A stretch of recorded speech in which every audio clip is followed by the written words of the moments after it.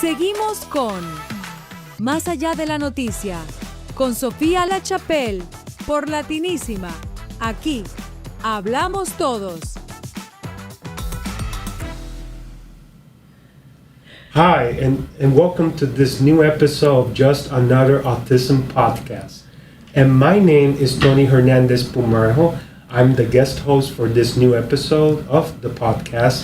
And today, as we celebrate and recognize Hispanic Heritage Month, I had the honor and privilege to interview a two-time Emmy-nominated journalist, but more important for me, a leader and strong, a real advocate that for many years has done so much and continues to do and work tirelessly for our autism community. Throughout the Caribbean, Latin America, all the way to the United Nations. I have the honor and privilege to interview my dear friend, the one and only Sofia Lachapelle. I love you. I love you so much. You know why? Because when you say all those things, I say, who is that person? Tony, I have the honor of having you interviewing me, a person that represents the magnificent, the beauty, the kindness of autism in a human being. You and so many autism ambassadors from Latin America, from United States. The honor is mine because, yes, I've been interviewed many times, but autistic people like you that are so professional, it's what we need to have in media. Please, I mean, you will never have a journalist so special, so precise than you guys. Appreciate it, and your work. I mean, I always say it. Your work and what you've done for the community. The work speaks for itself, and being there as a fighter, an advocate for our community is so important. I think on behalf of our community, Sofia, thank you so much for what you do. And to start, I'm so happy to have you to meet you in person. You don't have to thank me. I thank, first of all of the humans in this planet that has a diagnosis with autism, because you guys make the road for a different world. You guys are teaching us parents and teaching humans, and I hope somebody listens. Absolutely. And a new way of living. You guys, for me, you guys are like fresh water in this world that it's contaminated. And when I say contaminated, it's for selfishness, for so many ugly things. And you guys, everything that comes from you guys is beautiful. And not only that, but also by the families as well. And I want to start with that, with this very important question. How did your journey in the world of autism start? As a parent, as a frustration, as a lack of information. Don't forget, I'm a journalist. My base career is journalism. So as a journalist, I have to talk to people. I have to let them know things that they don't know. Information is power. So when I saw back on the days myself, without information in my language, in Spanish, I was frustrated. It was out of frustration. It was out of that need of having information. And yes, I love United States, and I'm very appreciative of this country that it's the leader in information for autism, like Autism Speaks, which, by the way, was my first organization that represent this community. And I went far and beyond, and you will say later how. And that's how it started, out of frustration for having little information, but I'm talking about 15, 20 years ago. That was that problem. And yeah, because the information in regards to autism, today compared to, let's say, 15, even 20 years ago, back then there was not a lot of information about autism as there is today. So you being a journalist, you have covered so important stories, especially 9/11. And now to work with this process of finding answers to what's going on with your two sons, if you can go more in detail, how was in that process of finding your evaluation? It was back on the days. If you want, even today, if you have somebody that has been diagnosed, it's like a block. When we parents, we listen, your child has autism. It's like you freeze. It's like a freeze zone. It's like fade to black. It's like white, and then you kind of like. Doesn't matter if you has a PhD or you are just a beautiful housewife. You become like a blank page and you freeze and you say, what now? Where I'm going to go? And then you start this craziness. And having to search quickly and fast information to help my kids, like you guys, was the way to also recognize that if I was a journalist and I have to be every day talking to others, why not talking about also autism? And I was very like fresh, I call it. And I start asking for places to go and speak with parents. That's how it started. Like, I want to talk to parents. I was like, talk about what is autism? And there were people that were like, what is that? I said, in schools, I started like just somebody that want to speak to others. Never like a support group, like a support group. I never thought about having, and that came moving forward. I never thought I will have the honor also to use the platform of media to spread to millions of people the same thing we were doing in private groups. Yes, and as I said, I've followed your career, your story, and spreading that message. I think you may have been the first one in the Spanish community. Especially in the Hispanic media to talk about this. Yes. How was that awareness? It was very that awareness. It was not me. I want to also, and I also say this when somebody like you interview me. It was a producer in Telemundo, Claudia Foghini, because you have to say the name of people who see and have a vision. She was a producer back on the days on Telemundo Network that I've been in between Univision and Telemundo. Very appreciate for 30 years of career. And she looked at me and I said, you know what, Sofia? I see you coming here working every day. You talk a lot about your kids and you talk a lot about autism and every day, but then you never complain and then you always hear how you do it? And I said, I don't know. And it's true. Sometimes we don't even know, parents, how we manage to jiggle it between things. And she says, you know what? I want to show to the people out there how you do it. Maybe and I say, I know it's a lot of people there, but it came out so, from this person that has the power to do it. I was just an employee. I cannot ask nobody for nothing. And even back on the days when nobody believed in nothing in autism, they were like, what is that? And she says to me, can I put cameras in your house? Hidden cameras. And I was like, yes, why not? Reality shows back on the day. And I was like, wait, I was married back on the days. And I said, let me ask the father of my kids if he's okay. Because of the stigma, like some people, they don't want to expose their life, which is wrong. And he said, okay. And this lady asked permission to my employers back on the day, Telemundo, and she allocates 6 cameras inside my house. And that was the first time somebody that was a public figure in the Latino market exposed, if you want to say in a beautiful way, because I did it with all the respect and love. I was returning from work back home and took care of my boys and the therapist in the house, and how it was like my daily life. And when we presented in a 5-minute story, it was like opening a door. We received so many phone calls back on the day. Like, Sofia, I have somebody like you. Sofia, I have somebody like you. Sofia, they were even amazed. Yeah. And that was back then. And today, according to the CDC data, 1 of every 31 children are being diagnosed with autism here in the United States. So if you've seen those stories back then, Just imagine those stories today. And there's still Latinos. I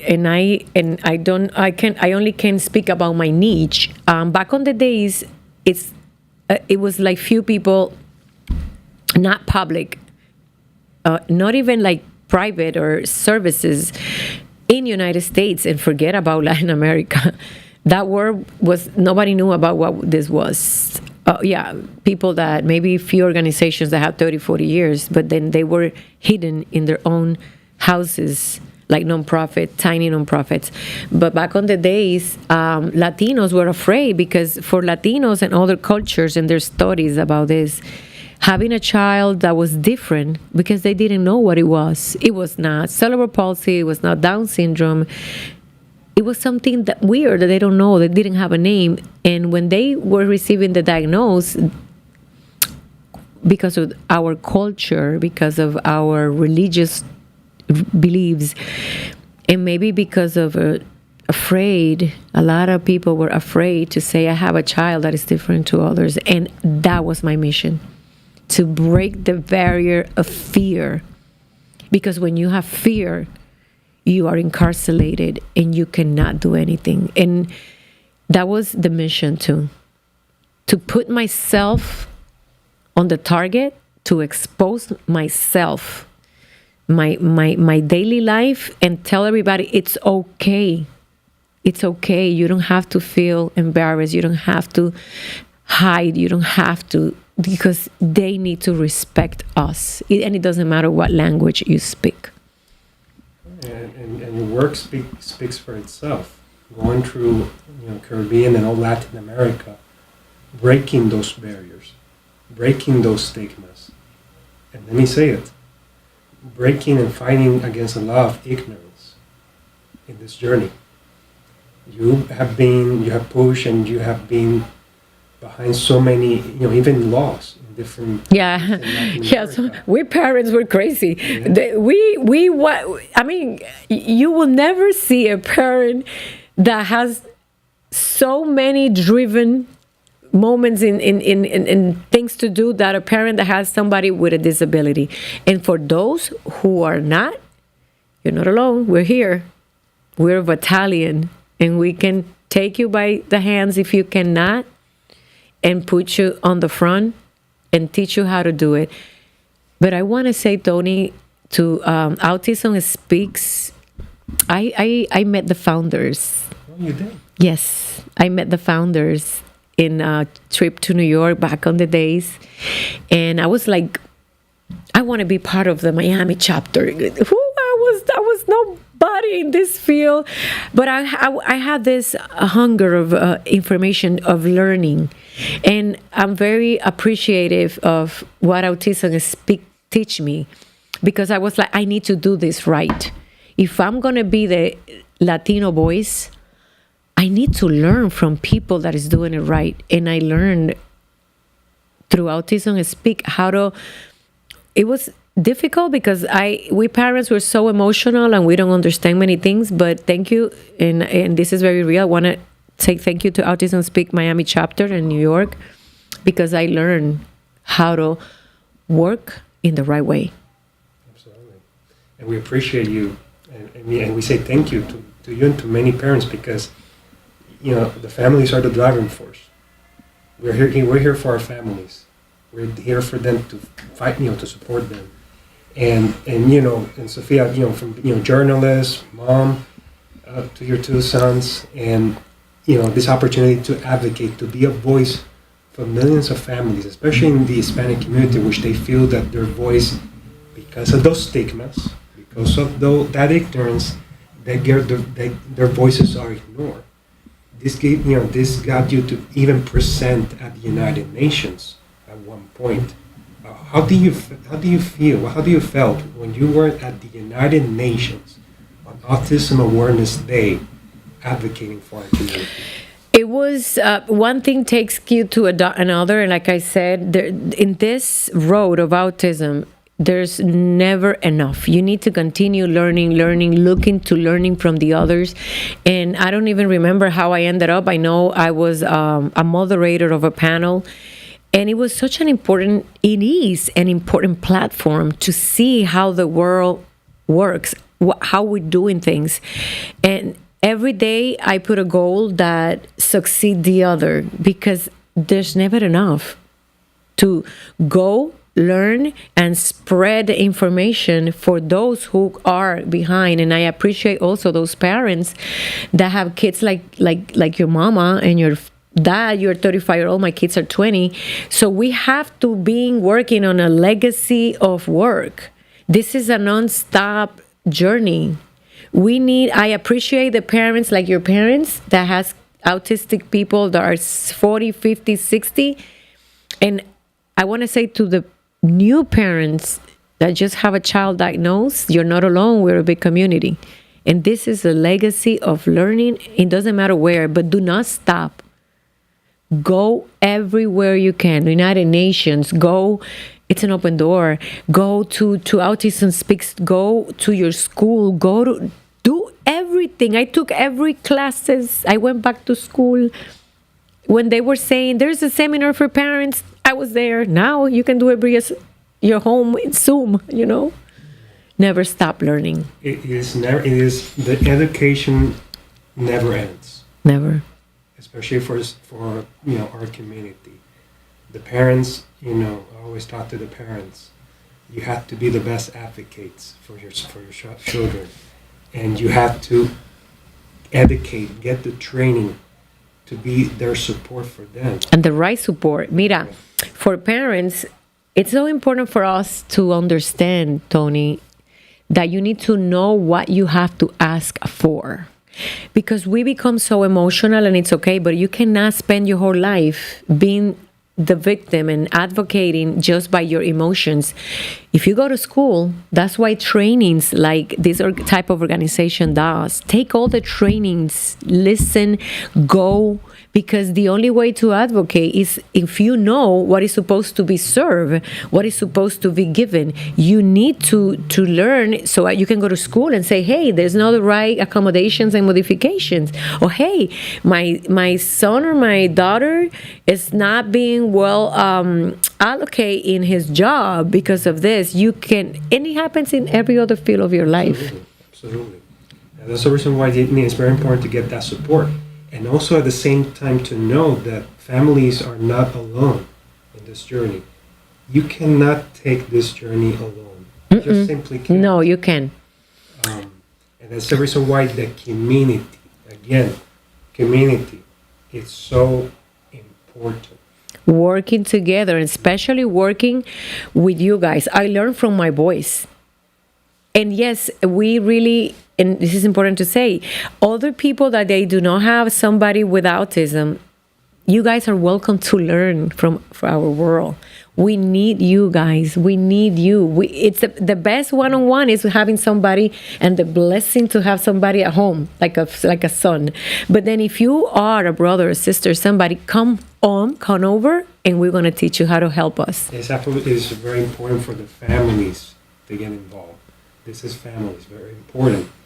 And I know we have still a couple minutes, so I can still ask you some additional questions if you don't mind. I don't mind. I have the best journalist interviewing me here in the house. Speaking about your two sons, right now... one of them is calling me, but I'm going to continue. Another thing we learn as parents is, look, right now, this is like live TV. Yeah. You're talking to me. We parents with autism, we have to be multitask, right? Exactly. Yeah, this is something, I'm going to answer my phone that my son is texting me something. He's supposed to taking care of our dog that is in the groomer.